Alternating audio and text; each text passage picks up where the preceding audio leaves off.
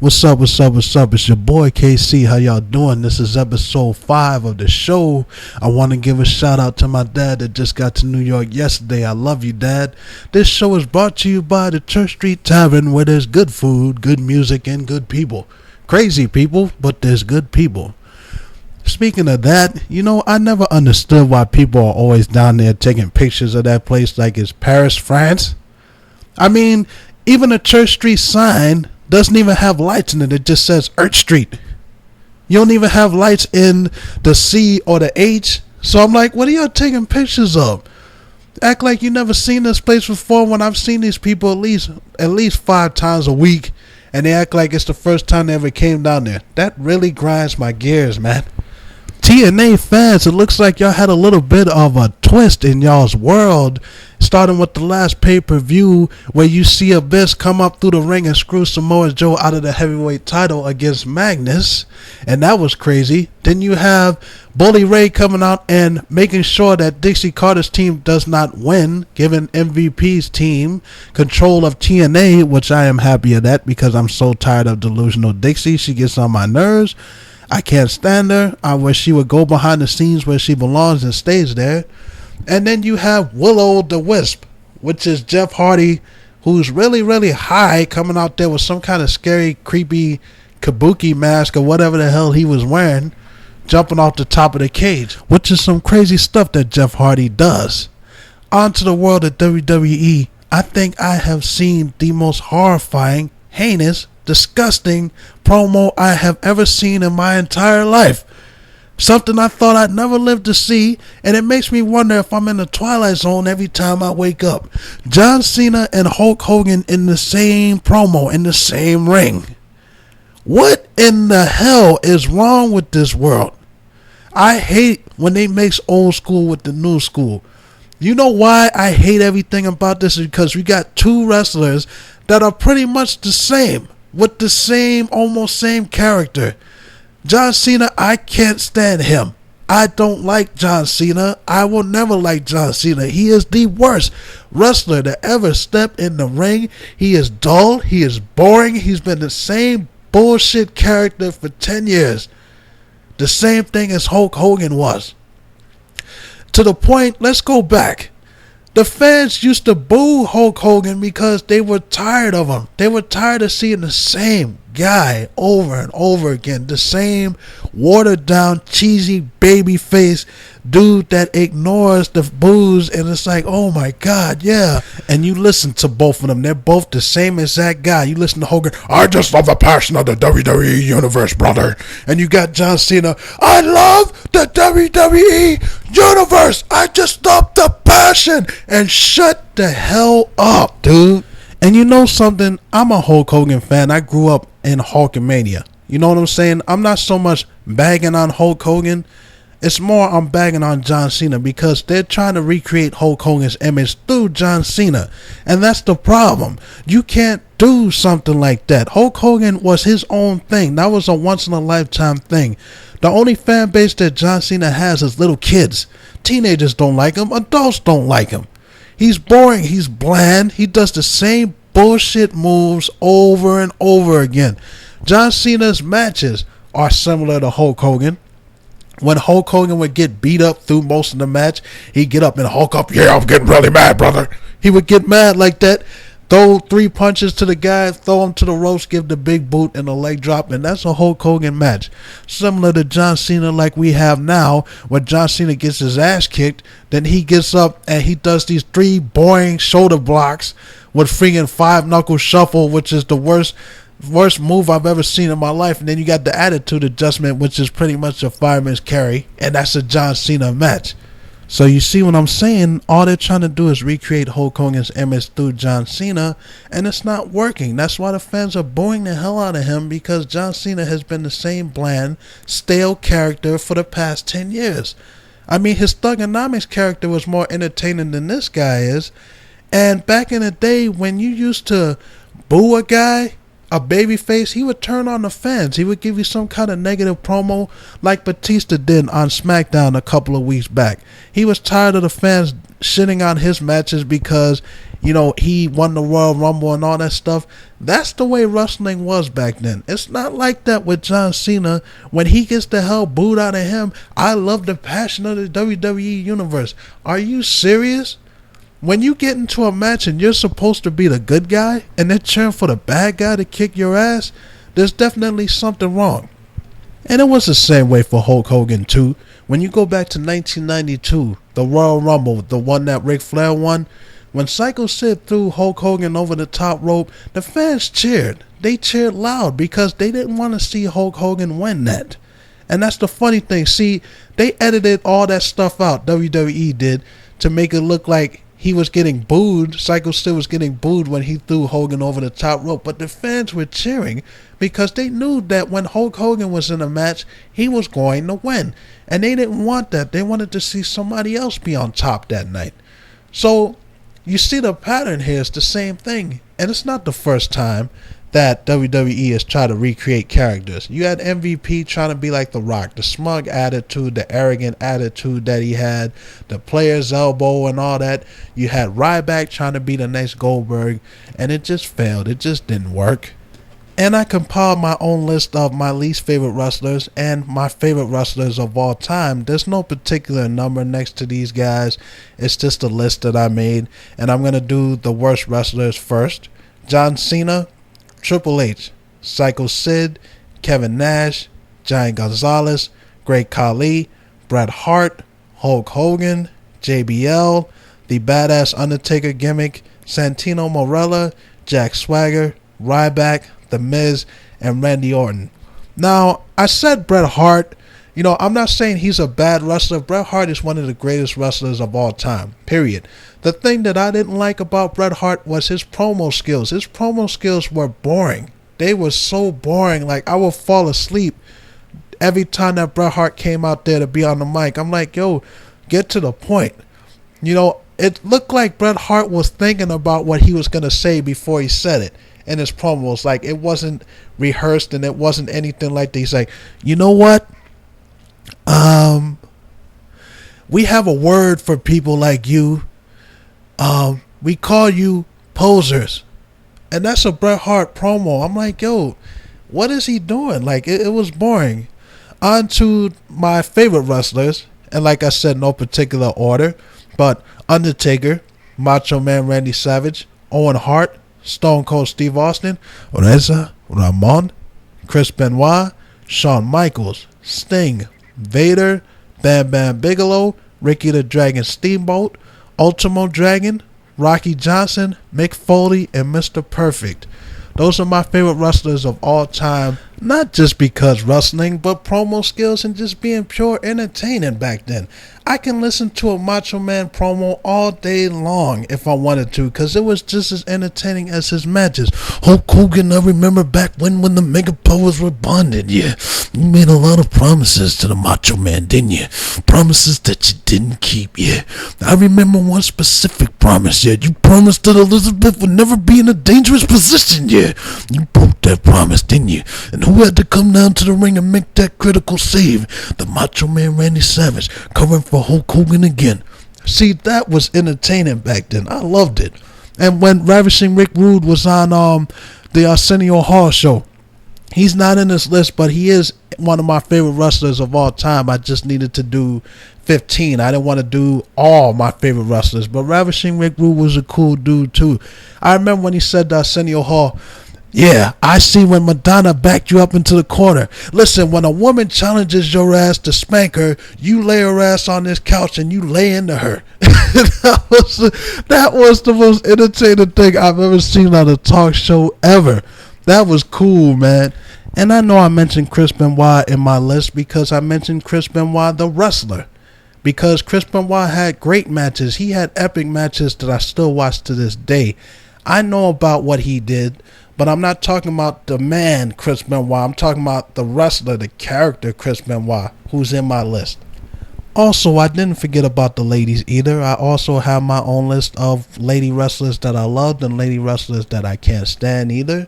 And I'm talking about lady wrestlers that didn't need to use their bodies to get attention. They actually had real wrestling ability and talent, as well as beauty.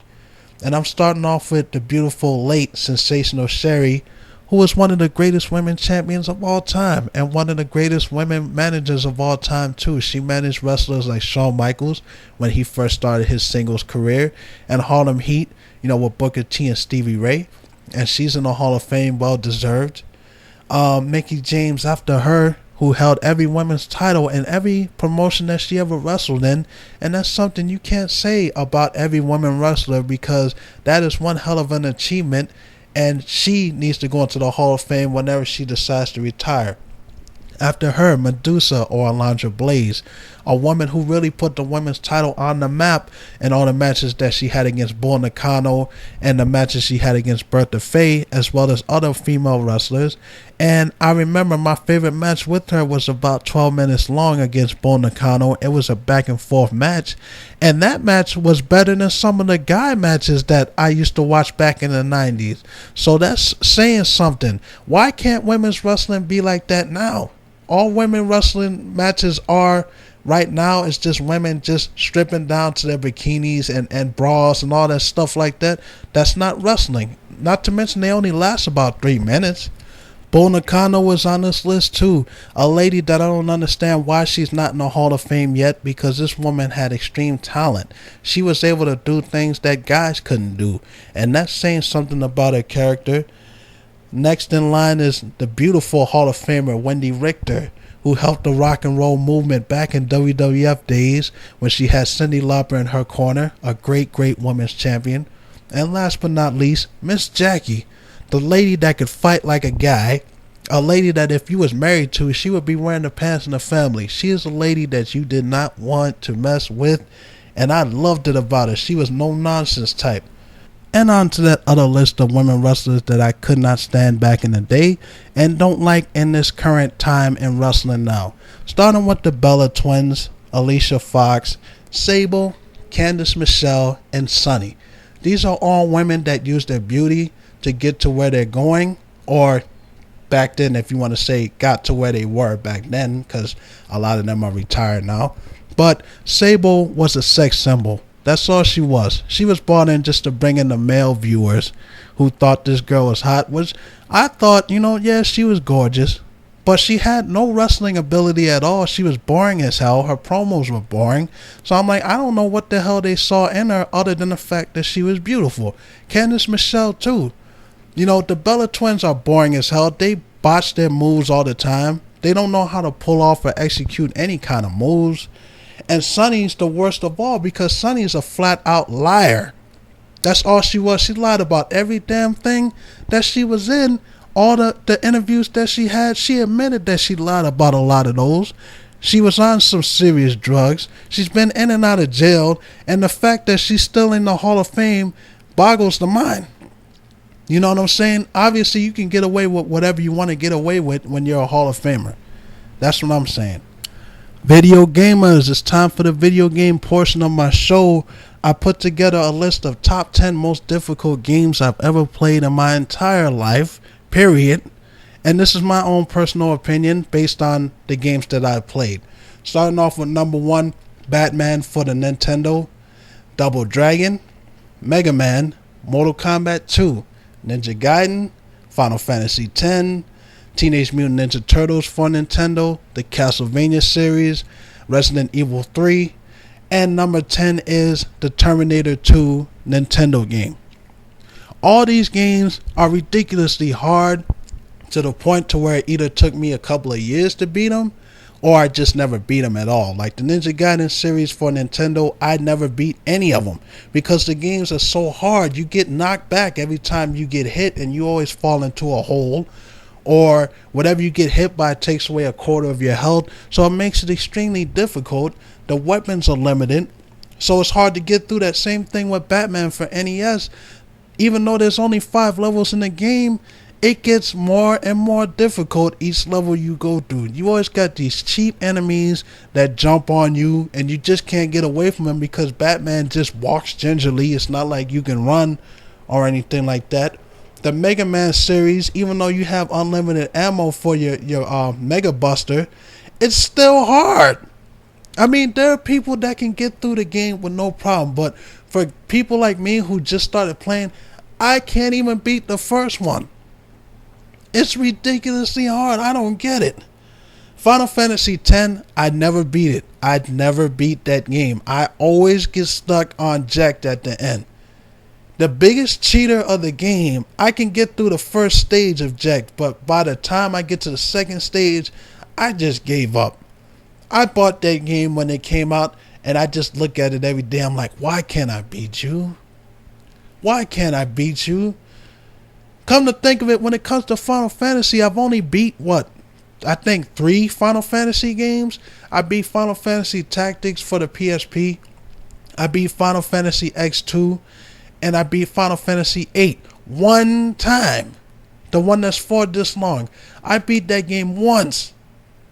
And that was years ago because I said I will never play this game ever again because the game is too damn long. 4 this long. You know, so Terminator 2 is a LJN game that I can actually say was pretty fun to play. What? It was pretty fun to play. What? It was pretty fun to play. Like I said, are you deaf? What? Nah, just like I like when Stone Cold does that. But it follows the movie closely, and I thought it was fun playing through. But the motorcycle level, where you have to shoot everything in front of you and shoot this truck that sucks you in, and you run into it and you die, and I'm like, what the hell is going on here? That's when the game got ridiculously hard.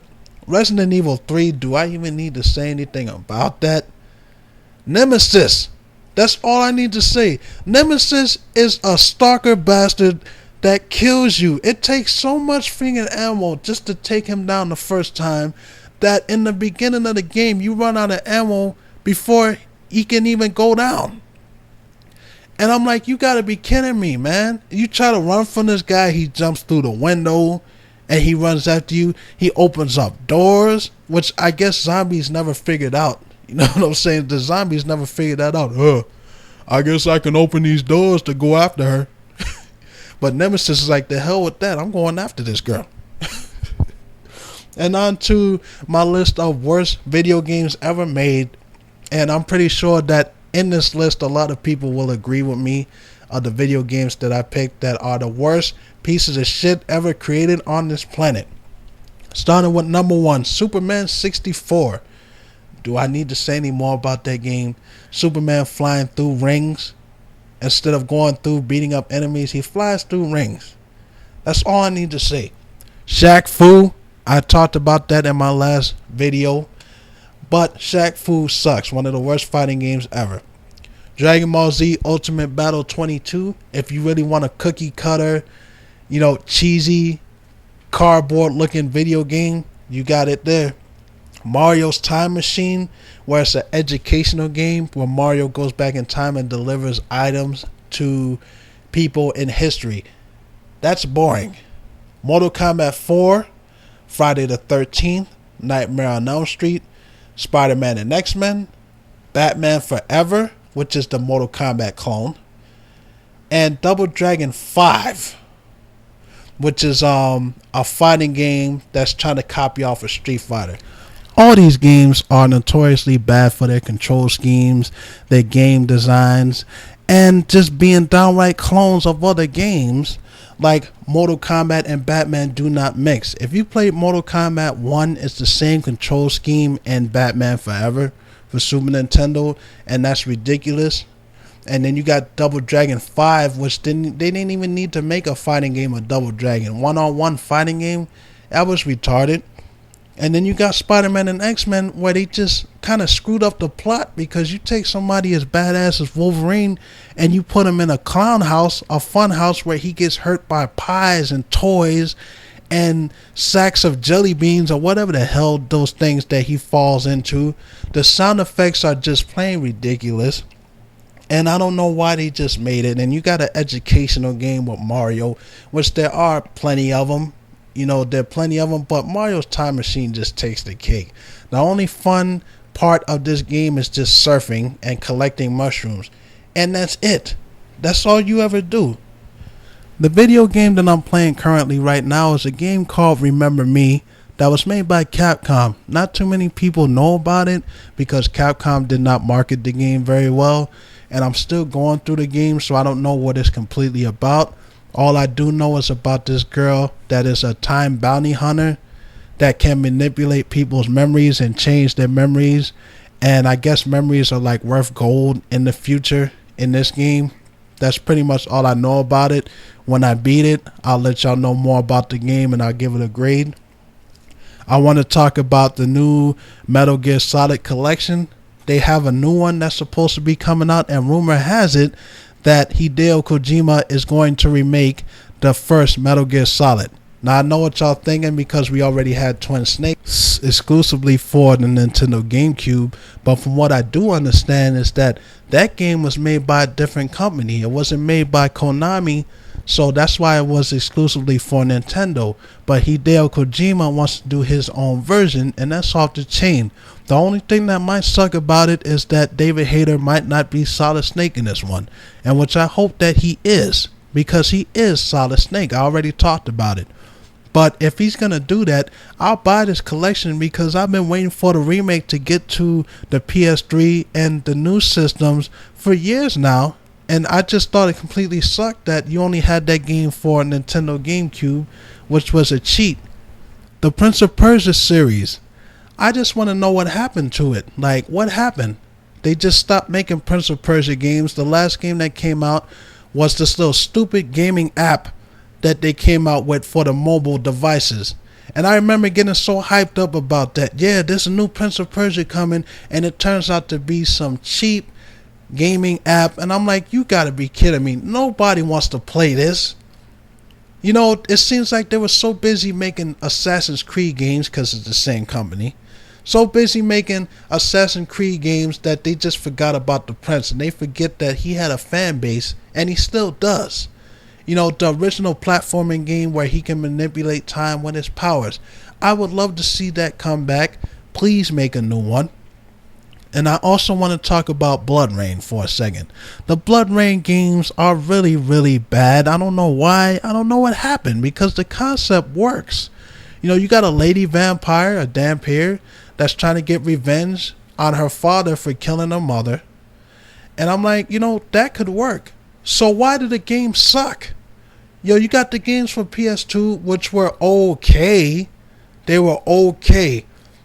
And then you got the newer games, and then you got Blood Rain Betrayal, which is probably the best one that they've made, which I don't feel that Blood Rain Betrayal should have even been for a console. I thought it should have been for the handhelds, which it probably would have sold better. But, you know, it just looks like they can't get it right. You know what I'm saying? I just wish a company would pick it up, would say, listen, if we're going to make a Blood Rain game, we need to start from the ground up. You know what I'm saying? We need to really make it look beautiful, make it look presentable, because it just looks like trash for the PS2. Come on now. And I just wish that somebody would just make one that's good. And my anime fans, last but not least, I didn't forget about y'all. I told y'all in the last episode that I would have a grade for Jubei-chan this week, and my grade for it is a B+. The reason why I didn't get an A is because there's a lot of cheesy parts in this anime that just really made me roll my eyes. But once you get to the fighting parts and you get through the storyline, it's a really great anime. I recommend it for all anime fans who truly love anime. And I have my eye on a new anime called The Girl with the Third Eye. I don't know what it's about yet, but on the cover it's a girl with a sword. What more could I ask for? So I'm going to watch it starting today, and my next episode I'm going to have a grade for this. That's my show for today. This is your boy KC with episode 5 of the show. I'll check y'all out later. Peace.